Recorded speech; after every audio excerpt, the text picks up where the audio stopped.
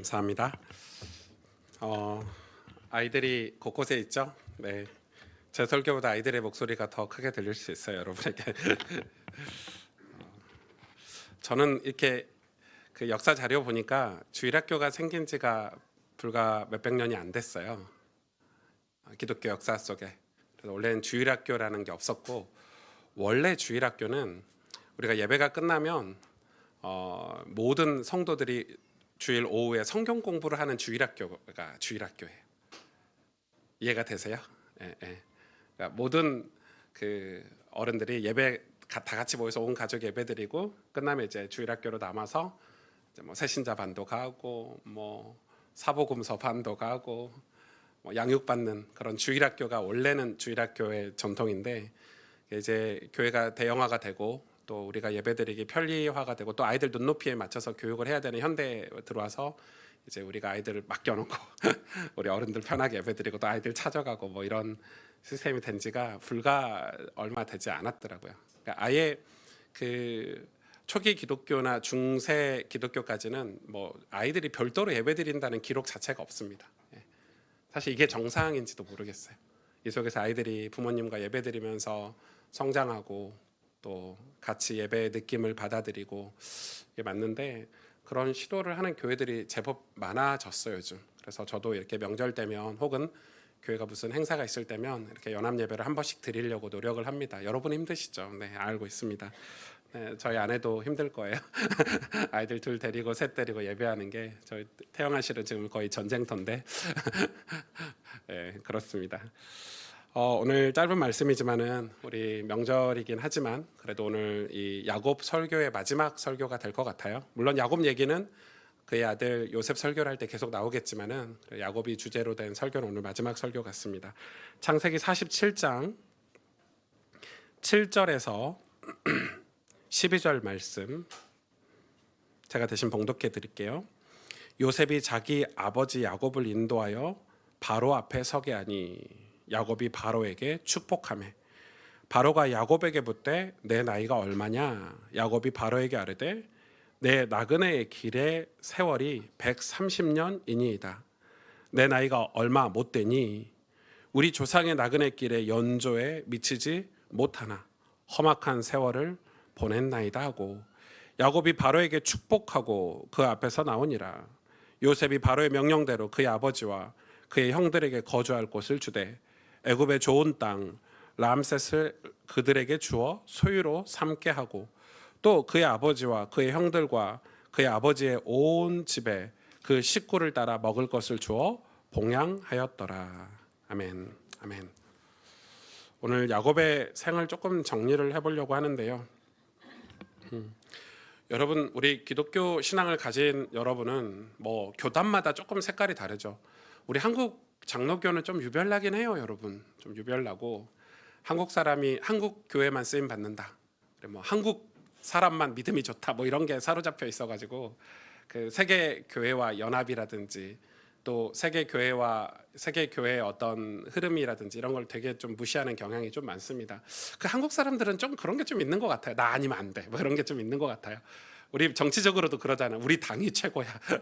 네, 뭐 보수가 최고야. 진보가 최고야. 서로 막 물고 뜯고 하는 게 좀 있어서 좀 안타까운데, 이 신앙 생활을 하다 보면 여러분들도 이제 교회마다 좀 색깔이 좀 다르죠. 예를 들어서 여러분 한번 질문에 대답해 보시겠습니까? 그리스도 안에서 완전한 신분을 주신 은혜, 아멘이죠? 맞죠? 예, 그리스도 안에서 우리에게 완전한 신분, 하나님 자녀라는 구원받은 자녀라는 신분을 주셨어요. 그런데 또 이런 반대쪽에는 이런 반대쪽은 아니죠. 이런 질문을 할 수 있죠. 넘어지기 잘하는 신자, 그러니까 넘어지기 잘하는 이 자녀를 오래 참음으로 붙잡아 주시는 은혜. 이 두 은혜 중에 뭐가 더 큰 은혜라고 생각하십니까? 예. 대답하기 쉬우면 안 되죠. 저도 일주일 동안 대답을 못 했는데 비슷하게 좀 로마서의 식으로 좀 질문해 볼게요. 나의 죄가 법적으로, 그러니까 법정적으로, 정확히 말하면 법정에서 나의 죄가 영원히 제거된 것과 이 은혜와 하나님이 당신의 백성인 나의 죄와 허물을 긍휼로 다루시는 것, 그러니까 우리의 죄를 다뤄 가시는 것, 어떤 게 더 놀라운 은혜 같습니까? 한쪽은 끝났다. 근데 한쪽은 여전히 그걸 다루고 계신다 이거잖아요. 여러분 이 둘 중에 어떤 은혜가 더 크고 놀라운 은혜 같습니까? 사실 두 가지 다 똑같은 사실이긴 한데 시편 103편 10절에 보면 하나님 우리의 죄를 따라 처벌하지 아니하시고 우리의 죄악을 따라 그대로 갚지 아니하신다고 했거든요. 이거 다 똑같은 거예요. 민수기에 보면 정말 저와 여러분에게 이 위로가 되는 말씀인데 민수기 23장 21절에 그는 야곱의 허물을 보지 아니하시며 이스라엘의 반역을 보지 아니하시는도다 이런 말씀이 있어요. 하나님이? 우린 그렇게 생각할 수 있죠. 아니 하나님이 이스라엘이 우상 섬길 때마다 반역할 때마다 늘 그들을 징계하시고 진노하시고 이렇게 하셨는데 뭐 말하고 행동하고 다르신 거 아닌가? 이런 생각이 들죠. 근데 분명히 오늘 이 민수기의 말씀은 야곱의 허물을 보지 않고 이스라엘의 반역을 보지 않겠다고 기록해 놓으셨어요. 이걸 누가 한 말인 줄 아십니까 여러분? 발람을 통해서 했죠. 발람이라는 사람을 통해서 했어요. 이 발람의 입을 통해서 이스라엘 백성들에게 이야기를 할 때 이스라엘 백성은 어떤 상태였냐면 하나님을 정말 완악한 마음으로 하나님을 원망하고 불평하고 짜증내고 있는 그런 이스라엘 백성들에게 발람이 한 얘기예요. 발람의 입을 통해서 하나님이 하신 얘기예요. 나는 야곱의 허물을 보지 않고 이스라엘의 반역을 보지 않는다 이렇게 얘기했어요. 그러니까 하나님이 지금 이스라엘 백성이 막 반역하고 짜증내고 원망하고 불신앙하고 이러고 있는 완악한 마음이 가득했을 때 지금 발람을 통해서 이 말씀을 했어요. 이 말은 발람이 이스라엘 백성 안에 혹은 야곱 안에 죄와 허물이 없었다고 말하지는 않는 거죠. 죄와 허물이 있다는 거예요. 근데 하나님은 그걸 보지 않는다는 거예요. 자, 굉장히 중요한 거죠. 야곱 안에 야곱의 허물을 보지 않으신다고 말씀하셨어요. 그 말은 지금 야곱 안에 허물이 있어요, 없어요, 여러분? 있어요.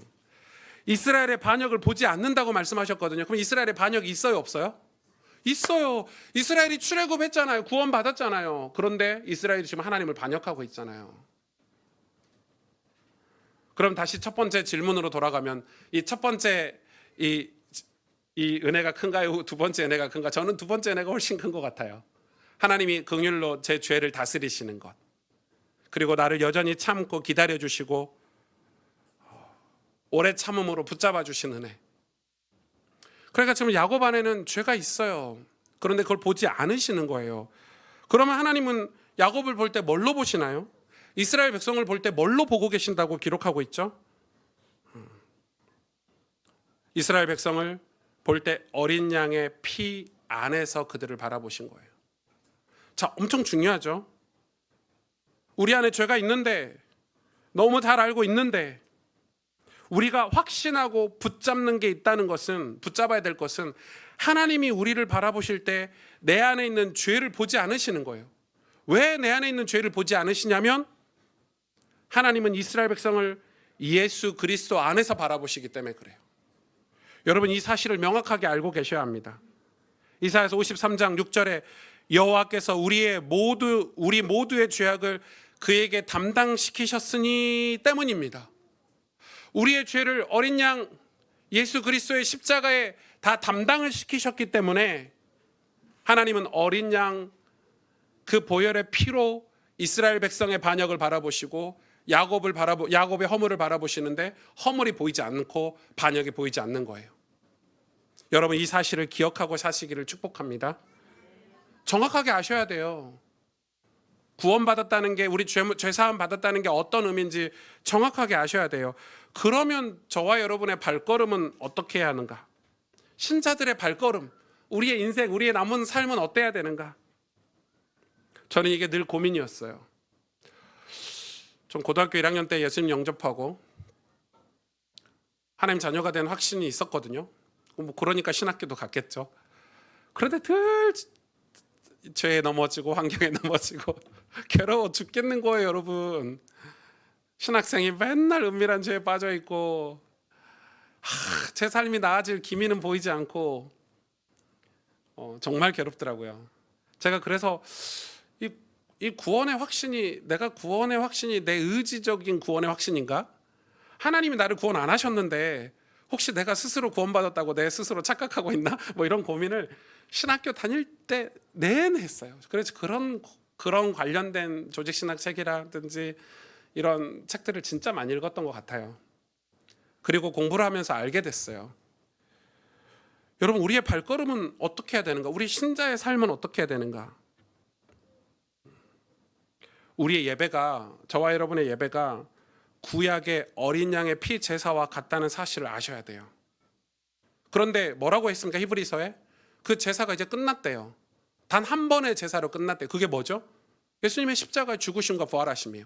그런데 우리는 이거를 문법적으로 오해를 해요. 한 번에 끝났다는 게 그 제사가 구약의 많은 수도 없이 이스라엘 백성이 하나님이 알려주신 방법대로 뭐 흠없는 붉은 소를 찾아서 제사드려야 되고 뭘 찾아서 제사드려야 되고 하나님이 엄청 까다롭게 제사를 만들어 놓으셨잖아요. 그걸 다 해서 제사를 지켜서 제사를 드렸는데 그게 끝났다는 거예요. 왜?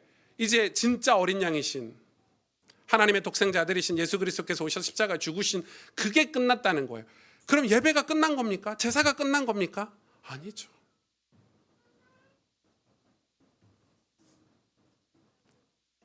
저희 아내와 우리 집에 세 아들이 있어요. 저를 포함해서. 보통 여자들의 그 위생관념과 남자들의 위생관념이 엄청 달라요. 저는 어젯밤에 씻으면 그 다음날 안 씻거든요. 한 이틀에 한 번만 샤워하면 되지 이런 거고. 아침에 분명히 샤워를 했어요. 그리고 윤빈이하고 한빈이하고 산책하고 돌아오면 와이프는 또 씻으래요. 나는 이해가 안 가. 그래서 잘 산책을 안 가려고 해요. 씻어야 되니까. 아내들은 땀이 나니까, 아이들이 땀이 나니까 잘 때 개운하게 자야 되고 깨끗하게 자야 되니까 나갔다 오면 씻어야 돼. 그래서 저희가 이제 이렇게 말을 하기 시작한 거예요. 안 씻을래 이제. 왜? 또 나갈 거니까. 여자들은 그 이해가 안 되는 거죠. 이해가 안 되는 거죠. 여러분, 우리의 예배가 마치 그런 거죠. 뭐 예수님 영접했는데 하나님 자녀 됐는데 끝난 거 아니야? 뭐 이런 식인 거죠. 그러니까 우리 신자가 잘못된 거예요. 여러분, 하나님의 은혜를 단 한 번의 제사로 끝내서는 안 되는 거예요. 그것을 이용해서 죄사함을 받으려고 하는 얄팍한 종교인이 돼서도 안 된다는 거예요. 우리는 하나님께서 어린 양의 보혈의 피로 우리 모든 죄를 사해 주심이 진짜 감사하고 그 감사함으로 날마다 그 보혈의 피로 말미암은 예배를 드려야 되는 거예요. 그래서 우리 예배가 구원의 은혜가 없이 예배가 불가능해요, 사실은. 왜? 그 구원의 의미를 알고 내가 정말 죄인이라는 걸 깨달은 사람이 예배라는 걸 드릴 수 있는 거예요. 우리의 모든 죄를 씻어주신 사랑과 그 우리의 연약함에도 불구하고 끝까지 사랑하신 사랑, 그 사랑은 사실 같은 사랑인데 그 사랑이 어떤 게 더 큰 사랑이라고 우리가 결정하는 게 참 어렵죠. 그러나 그건 같은 사랑이에요. 우리의 모든 죄를 씻어주신 사랑도 그 사랑이 그 사랑 때문에 우리의 연약함에도 불구하고 끝까지 사랑해 주신 사랑이 되는 거예요. 단 한 번의 십자가의 그 죽으심과 부활하심으로 말미암아 우리 죄가 끝났지만 우리가 매 순간 그 십자가를 의지해서 우리가 완전히 승리하도록 끝까지 우리를 승리할 수 있게 하나님 길을 열어 놓으신 거예요. 그렇기 때문에 우리의 발걸음은 항상 하나님의 은혜여야 합니다. 항상 십자가여야 해요. 우리는 종종 우리의 죄를 사해 주신 하나님의 사랑이 너무 당연해서 우리가 하나님의 사랑을 온전히 화답하지 않아도 된다는 이런 망령된 생각을 하기도 해요. 하나님 사랑이 너무 당연하다는 거예요. 구원받은 게 당연하다고 생각해요. 죄사함 받은 게 뭐 당연하다고 생각해요. 하나님 공짜로 거저 주시는 은혜 뭐 이래가지고 우리가 종종 하나님이 그 말로 닿을 수 없는 인류 역사 모든 섭리와 경륜을 다 가지고 우리를 구원하셨잖아요. 그 사랑이 당연하다고 생각해요. 그래서 우리가 그 사랑에 대한 화답을 하지 않아도 된다는 어떤 망령된 생각이 교회 안에 진짜 이렇게 많이 퍼져 있어요. 값싼 구원론자들이죠, 그게. 제가 값싼 구원론자들을 계속 공격하고 있죠. 느끼고 계십니까? 전 그게 밖에 우리를 유혹하는 밖에 큰 죄의 무리들보다 더 위험한 사상이라고 생각을 하는 거예요, 제 입장에서는. 오늘날 교회에서는 값싼 구원론자들에게 여러분 완전 이단 중에 사입이죠. 값싼 구원론이라는 그 학문 자체가 저는 이단이고 사입이라고 생각해요. 위험합니다. 우리를 죽이는 거예요. 교회를 다 죽이고 우리 다음 세대들을 다 죽이는 거예요. 완전 망령된 생각 아닙니까? 거저 받았으니까 끝? 하나님 사랑 당연한 거 아니야? 만약에 여러분 자녀들이 부모의 사랑에 대해서 그렇게 생각한다고 생각해 보십시오. 철없이 부모님에게 돈 내놓으라고, 재산 달라고, 철없이. 여러분 탕자가 그랬지 않습니까? 돌아온 탕자가. 만일 그렇다면 우리의 죄가 얼마나 큰지 아직도 깨닫지 못한 거예요. 우리의 죄의 삭시 사망이고 우리 죄로 인해서 영원한 지옥에서 형벌을 받아야 될 그 죄를 우리는 아직도 모르는 거예요. 여러분 그래서 구약을 꼼꼼히 읽으셔야 돼요. 레위기서를 꼼꼼히 읽으셔야 돼요. 이스라엘 백성을 통해서 우리의 죄를 보여주시는 거 아닙니까? 야곱의 생애를 돌아보면서 우리는 바로 이러한 주제와 직면하는 거예요. 정말 고집스러운 야곱, 그런 야곱을 하나님은 오래 참으심으로 이스라엘이 되는 과정을 우리에게 지금 보여주신 거예요. 존귀한 자, 하나님이 축복하시는 야곱, 하나님이 야곱을 통해서 하시고자 하시는 당신의 그 선하시고 아름다운 뜻이 이루어지는 과정을 지금 보여주시는 거예요. 베드로전서 5장 10절, 모든 은혜의 하나님 곧 그리스도 안에서 너희를 부르사 자기의 영원한 영광에 들어가게 하신 이가 잠깐 고난을 당한 너희를 친히 온전하게 하시며 굳건하게 하시며 강하게 하시며 터를 견고하게 하시니라. 아멘. 완전 야곱 얘기 아닙니까? 우리 얘기 아닙니까? 잠언 4장 18절에 의인의 길은 돋는 햇살 같아서 크게 빛나 한낮에 광명에 이른다. 아멘. 의인의 길은 반드시 광명에 이르러야 돼요. 한낮의 광명에. 고린도후서 4장 16절 겉사람은 낡아지나 우리의 속사람은 날로 새로워지는도다. 아멘. 야곱 얘기 아닙니까? 자, 보십시오. 히브리서 12장 5절, 6절, 11절입니다. 내 아들아 주의 징계하심을 경히 여기지 말며 그에게 꾸지람을 받을 때 낙심하지 말라. 주께서 그 사랑하시는 자를 징계하시고 그가 받아들이시는 아들마다 채찍질 하심이니라 하였으니 11절에 무릇 징계가 당시에는 즐거워 보이지 않고 슬퍼 보이나 후에 그로 말미암아 연단 받은 자들은 의와 평강의 열매를 맺느니라. 아멘. 여러분 의와 평강의 열매를 맺으시기를 축복합니다. 이러한 성경 구절이 야곱의 어린 시절부터 지금 오늘 본문의 노년에 이르기까지를 잘 보여주는 거예요. 야곱은 젊은 시절 신적인 생명이 미약했어요. 야곱이 구원을 못 받았다 말할 수 있습니까? 아니죠. 구원은 받았죠. 그런데 그 안에 신적인 생명, 그러니까 영적인 힘은 미비했다. 그래서 대부분 육체의 능력으로 살았어요. 야곱은. 그래서 야곱을 속이는 자다. 야곱의 이름이 바뀌지 않았어요. 분명히 그 안에는 하나님의 부르심이 있었지만 그걸 확신하고 그 부르심에 대한 확신과 소망을 가지고 살기에는 야곱의 믿음이 연약했다 이 말이에요. 그럴 때는 야곱은 늘 육신의 능력으로 살아갔어요. 근데 이게 남을 속이는 게 아니에요. 야곱이 하나님을 속이며 살았어요. 야곱이 속이는 자라고 했는데 그건 주변 사람을 속이다는 의미가 아니고 하나님을 속이다는 거예요. 그러나 그의 삶이 나이가 들어갈수록 오늘 야곱이 고백하잖아요. 바로 앞에 자기는 나그네 인생으로 겨우 짧은 삶을 살았다고 120 몇 살 살아놓고 이제 아는 거죠. 영원한 세계를 아는 거예요. 그 고백이거든요. 지금 나그네로서 그의 인생길은 그 안에서 점점 더 분명해져 갔어요. 그는 우리와 마찬가지로 겉사람은 낡아지나 그의 속사람은 날로 새로워지는 경험을 하기 시작했어요. 그리고 결국 하나님은 그를 온전히 변화시켜 주셨어요. 저는 여러분 이런 야곱의 생애를 보면서 하나님의 신실하심을 보게 됐어요. 여러분 제가 지금 6편 설교했습니까? 7편 설교했습니까?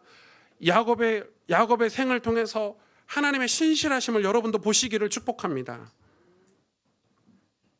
여러분도 내 자신에 대해서 또 타인에 대해서 이런 소망을 가지셔야 돼요. 여러분 남편 징그럽게 안 변화되죠? 웃으시는데? 그럼 자기는 제가 왜 한국 사람 얘기를 했냐면 한국 사람은 늘 남 탓을 하고 남만 보거든요. 절대 자기 자신을 안 봐요. 여러분 정치인들이 이렇게 손가락질할 때 자기 자신부터 보셔야 돼요. 우리 자녀를 손가락질할 때 우리 자신을 봐야 돼요. 여러분 자녀들도 부모에 대해서 원망할 때 자기 자신을 볼 날이 올 거예요. 곧. 아직 철이 없어서 그런 거고. 그런데 여러분 신앙생활에서 제일 중요한 거는 내 자신에 대한 소망을 가지고 있어야 돼요. 하나님이 나를 변화시켜 주실 거야. 하나님이 나에게 약속을 주셨어. 난 변화될 수 있어. 제가 대학교 때 받은 은혜예요. 전 대학교 때 암담했다니까요. 목회자 못하겠구나. 목회자가 뭐야. 내 삶도 당장 내일 일도 잘 모르겠는 엉망진창인 제 삶을 보면서 그리고 성경을 읽기 시작했어요.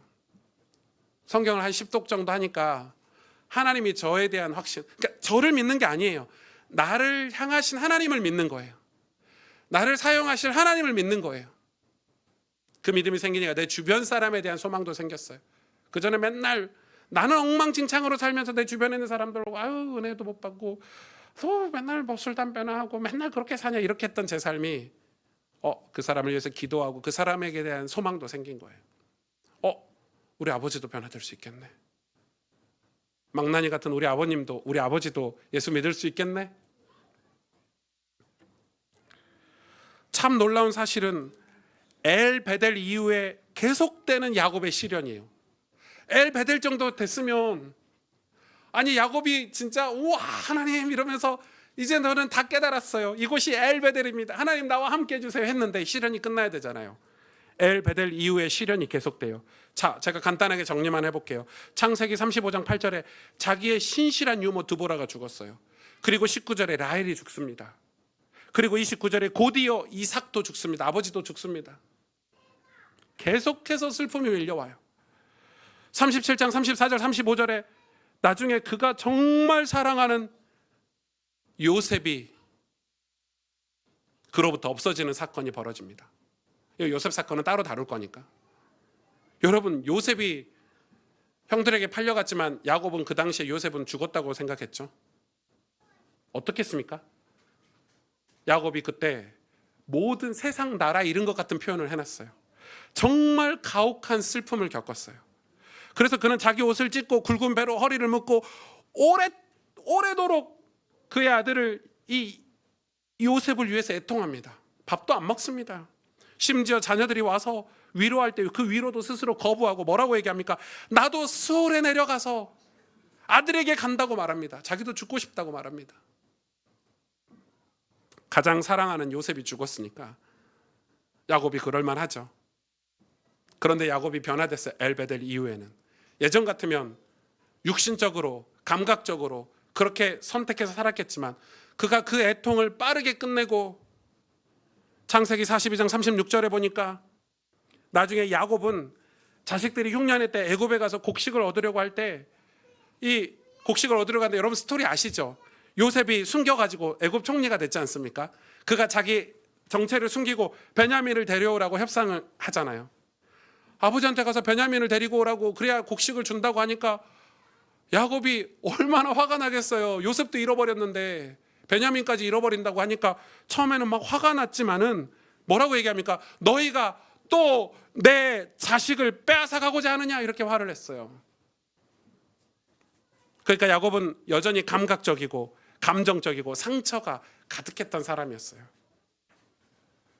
이런 상처가 여전히 야곱에게 남아서 야곱의 시선은 여전히 보이지 않는 하나님의 뜻과 계획보다 눈에 보이는 것에 더 집착하고 있었다는 거예요. 여전히 엘베델이 지나고 나서도. 여러분 우리가 어느 정도 신앙생활을 해야 보이지 않는 하나님의 계획을 볼 수 있을까요? 하나님의 계획은 이 야곱의 12아들을 통해서 큰 민족을 이루는 것이기 때문에 이 흉년의 때 애굽으로 모두가 가서 거기서 민족을 이루는 거잖아요. 그걸 볼 수가 있나요, 야곱이? 당장 요셉이 죽었다고만 생각했고 베냐민이 또 죽으러 간다고만 생각했지. 그러나 야곱은 예전의 야곱이 아닙니다. 젊은 시절의 야곱이 아닙니다.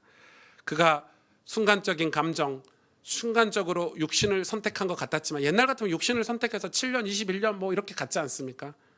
지금 야곱은 완전히 바뀌었습니다. 그는 상처에서, 감정에서 금방 벗어날 영적인 힘, 신적인 힘이 있었습니다. 신적인 힘.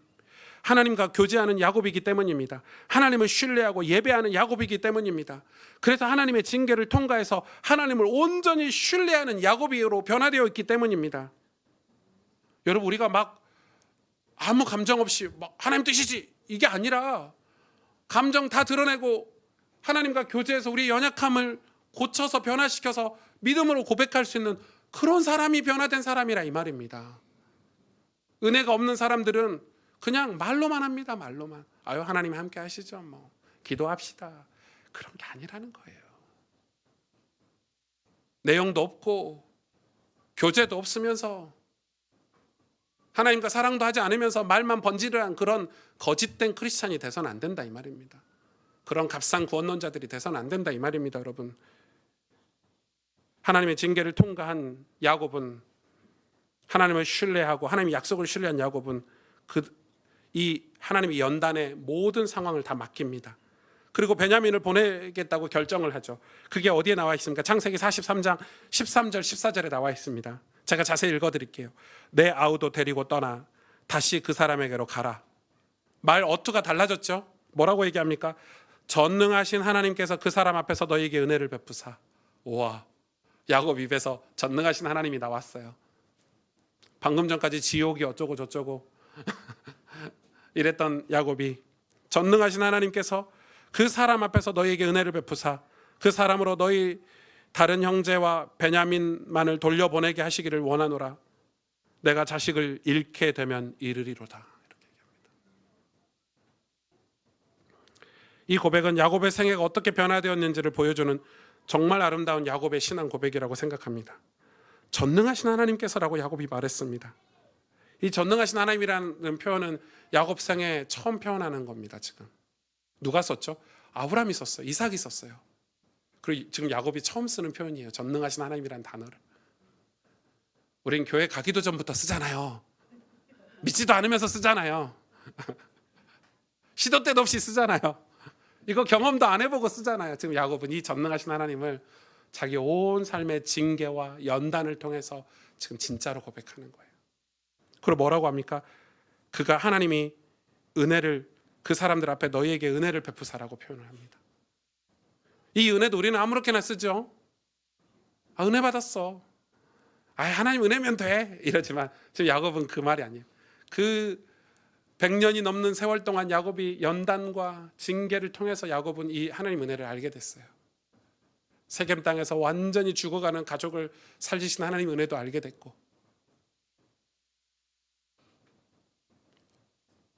그래서 하나님 은혜를 이야기하는 게 진심으로 하는 얘기들이에요. 이 놀라운 고백은 이제 내가 자식을 잃게 되면 이르리라 이렇게 얘기합니다. 이제 하나님께 모든 걸 맡긴 고백이죠. 창세기 46장 1절 이스라엘이 그 모든 소유를 이끌고 발행하여 부엘세바에 이르러 모든 소유를 이끌고 떠나 부엘세바에 이르러 그의 아버지 이삭의 하나님께 희생 제사를 드리니. 여러분, 희생 제사를 드리니, 이 단어가 여러분은 별로 안 와닿죠? 야곱 생애에서 희생 제사라는 단어가 지금 처음 나온 겁니다. 그전에는 그냥 제사를 드렸어요. 희생이라는 단어 아시죠? 의미 아시죠? 그래서 이 지금 애굽으로 건너가기 전에, 요셉을 만나러 가기 전에 예배를 드리는데 그게 희생 제사를 드린 거예요. 내 온 삶을 희생해서 내 걸 다 하나님께 맡기는 제사를 드리는 거예요. 하나님이 거기에 나타나셨는데 이게 야곱 생에 하나님이 나타나심의 7번째입니다. 여러분 7이라는 숫자 아시죠? 야곱이 에서에게 몇 번 굽신거렸는지 아세요? 7번 굽신거렸어요. 에서에게. 제가 숫자는 그때 당시 설교를 안 했는데 길어질까 봐, 7은 성경에서는 완전수를 뜻합니다. 7번 굽신거려서 완전히 실패한 야곱, 세상에게 완전히 굴복한 야곱을 하나님이 지금 이제 이 마지막까지 끌고 오셔서 이제 요셉에게 가기 직전에 이 제사 때 하나님 나타나시는데 7번째 나타나신 겁니다. 7번째 나타나셔서 또 얘기하십니다. 내가 너로 큰 민족을 이루고 내가 너와 함께하고 내가 너의 예배를 받으며 너의 섬김을 받겠노라 하나님 말씀하십니다. 사실 야곱 입장에서는 모든 가족을 데리고 오라는 요셉 이야기에 아니 이거 이상한 소리 아닙니까? 요셉이 살았다는 말이 야곱은 말도 안 되는 소리다 이렇게 생각했어요. 왜냐하면 요셉을 잊어버리고 베냐민만 이제 요셉은 죽었다 생각하고 베냐민만 아끼고 살았으니까. 요셉이 애굽의 총리가 되었다는 말을 듣고 야곱이 뭐라 그럽니까? 가자, 내가 하나님 앞에서 그걸 확인해야 되겠다 이렇게 얘기합니다. 그리고 그 말을 듣고 흥분하거나 뭐 놀라거나 이런 것보다는 하나님 앞에 제사를 드리러 가는 거. 거기서 희생 제사를 드리는 거예요. 여러분 생각해 보세요. 요셉이 죽었다고 생각하죠. 하나님을 원망하지 않았습니까? 그런 야곱이 요셉이 살았다는 소리를 듣고 하나님 앞에 희생 제사를 드려요. 이 제사의 의미를 아시겠습니까? 이 예배의 의미를 아시겠습니까? 이젠 자기의 모든 걸 다 하나님께 드리고 맡긴다는 희생 제사. 하나님 이제 하나님만이 전부시네요. 맞네요. 제가 아무리 머리를 써도 하나님의 큰 뜻과 섭리를 따라갈 수가 없겠네요 해서 드리는 제사가 바로 야곱의 마지막 제사, 희생 제사였습니다. 하나님의 그 큰 뜻, 야곱을 통해 이루시고자 하시는 그 말로 다할 수 없는 신실하신 그 약속에 관한 계획들, 이제 그는 오랫동안 하나님께 연단을 받아서 그 연단으로 그 훈련으로 그에게 하나님을 자기 인생의 첫 번째 자리에 놓는 법을 배운 거예요. 야곱은 이제 하나님을 자기 인생의 첫 번째 자리에 놓는 법을 드디어 깨달은 거예요. 이 희생제사는 하나님을 자기 인생의 첫 번째 자리에 놓는 예배예요. 그리고 하나님은 그에게 일곱 번째, 이제 완전히 하나님은 그에게 나타나셨어요. 그리고 또 약속을 확인시켜 주시는 거죠. 이 희생의 예배를 드리고 야곱은 요셉을 만나는데, 여러분 이 요셉이 어땠습니까? 아버지 만나고 막 펑펑 울고 지난 과거 얘기하고 막 내가 이랬는데 형들이 나를 팔아가지고 이런 말 했습니까? 요셉이 한마디도 안 하고 바로 바로에게 데리고 갑니다. 요셉은 알고 있었어요. 하나님의 뜻을. 이때를 위해서 하나님이 자기를 징계하시고 고난 속에서 감옥에서 연단시키셔서 이 자리까지 보내셨다는 요셉도 알고 있었고 야곱도 알고 있었어요. 제가 이 부분은 요셉 설교할 때 자세히 다룰 예정인데, 바로 요셉은 야곱을 바로 앞으로 데리고 갑니다. 히브리서 11장의 11절. 믿음으로 야곱은 아니죠. 창세기 47장 7절에서 9절. 요셉이 자기 아비 야곱을 인도하여 바로 앞에 서게 하니 야곱이 바로에게 뭐하며? 축복하며. 제가 시간이 없어서 이걸 못 다루겠어요. 여러분 당시에 가장 큰 제국의 왕이 바로입니다. 애굽의 왕은 가장 큰 제국, 요즘 미국과 비교가 안 됩니다. 여러분 요즘 미국이 갖는 지위와 당시에 애굽이 갖는 지위가 상대가 안 된다니까요. 여러분 람세스라는 책 읽어보셨습니까? 그게 5권짜리인가 6권짜리가 시리즈로 나오는데 이 애굽 왕에 관한 이야기거든요. 그런 책들을 좀 읽어보십시오. 그럼 성경에 읽는데 엄청 도움됩니다. 람세스라는 이 소설책이라고 말해야 될지 모르겠는데 그걸 고증해서 쓴 책이 있어. 제가 대학교 때 읽었는데 엄청 재미있게 읽었습니다. 소설 읽듯이. 그런 책들도 보시면 이 성경이 엄청 이해가 됩니다. 막강한, 이 애굽은 여러분 피라미드 아시죠? 막강한 세계 강대국 제국. 그런데 여러분 기력이 다 쇠한 노인네 야곱이 그의 머리에 손을 얹고 축복했다. 어떤 의미인 줄 아시겠습니까? 하나님은 이 야곱을 존귀하게 만들어 주셨습니다. 왕 앞에 서게 만들어 주셨습니다. 그래서 뭐 했습니까? 신앙 고백했죠. 바로에게 신앙 고백했어요. 네 나이가 몇 살이냐? 네가 누구냐 했을 때 뭐라고 합니까? 저는 나그네입니다. 120 몇 년밖에 못 살았습니다. 영원한 세기가 있다는 걸 얘기한 거예요. 바로에게. 그런데 하나님이 나를 지켜주시고 은혜 베풀어 주셔서 신앙 고백을 합니다. 바로 앞에. 그리고 바로를 축복합니다.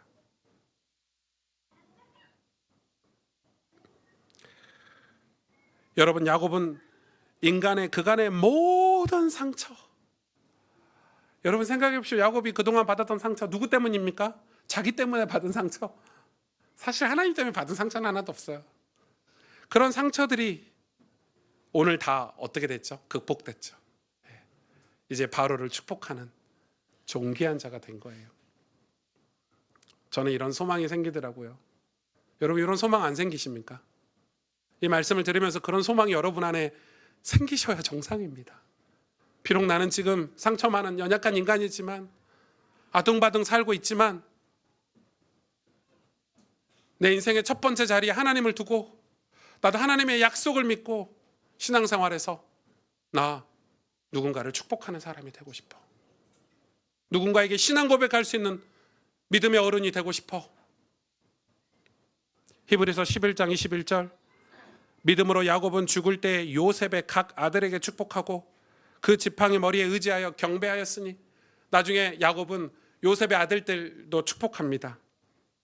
이것도 그때 자세히 다룰게요. 요셉 설교할 때. 창세기 48장 21절 뭐라고 고백합니까? 자녀들에게, 요셉에게 뭐라고 고백합니까? 나는 죽으나 하나님이 너희와 함께 계시사 너희를 인도하여 너희 조상의 땅으로 돌아가게 하시려니와, 이렇게 고백합니다.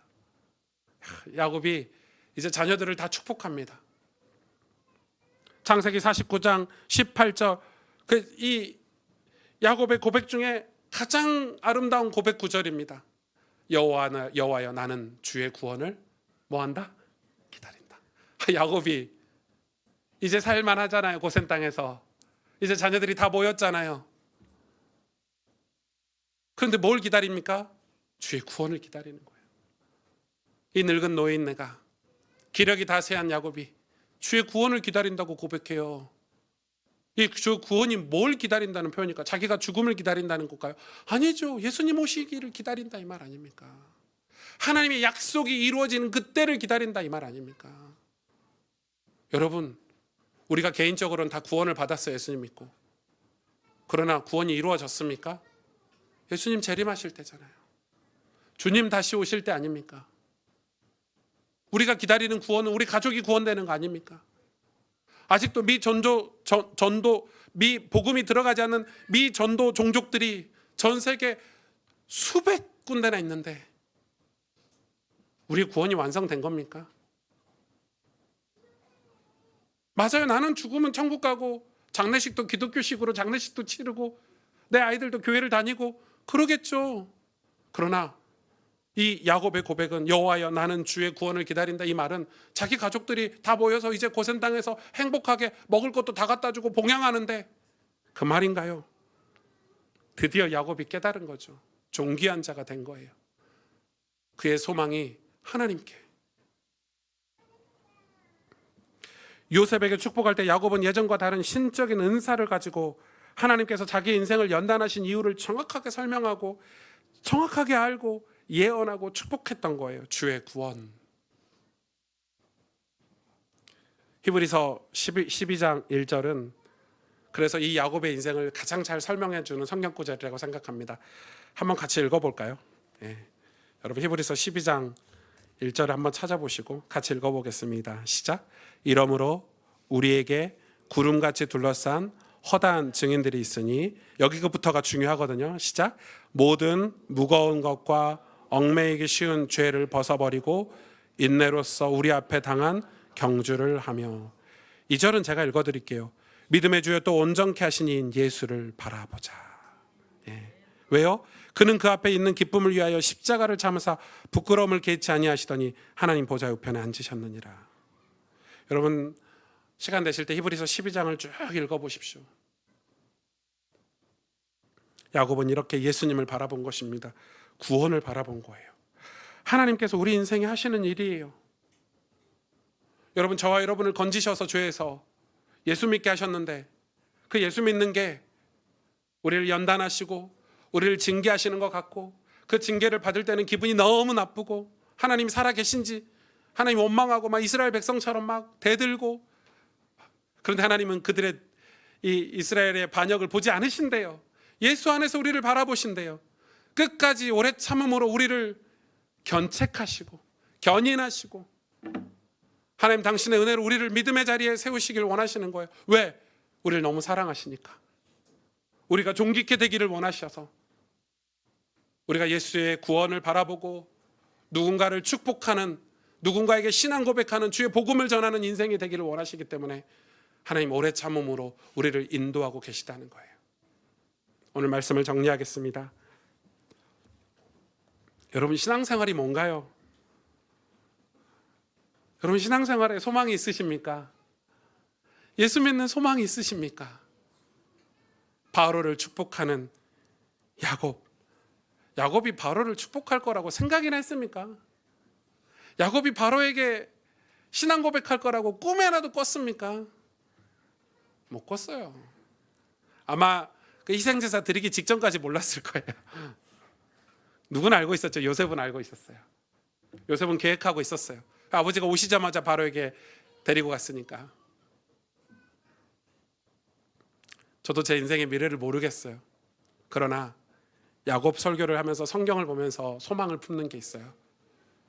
내가 나이가 들어갈수록, 세월이 지날수록 내 인생의 첫 번째 자리에 하나님을 두고, 지금은 제 환경이 어렵고 힘들고 제가 아직 미숙하고 이러기 때문에 넘어지고 방황하고 원망도 하고 이러지만, 내 믿음이 점차 장성한 분량에 이르러서 바로를 축복할 수 있는, 우리 자녀들에게 진짜 축복할 수 있는, 주의 구원을 바라보고 예수 그리스도를 바라볼 수 있는 그 자리에 나아갈 수 있는, 이 연단을 통과하고 이 고난 같은 하나님의 징계를 통과해서 얽매이기 쉬운 죄를 벗어버리고, 우리를 얽어매고 하나님의 축복과 하나님의 존귀한 자리에 앉지 못하게 하는 모든 죄를 벗어버리고 예수를 바라보며 그 길을 갈 때 하나님 저희를 그런 축복의 자리에 세워주신다는 거예요.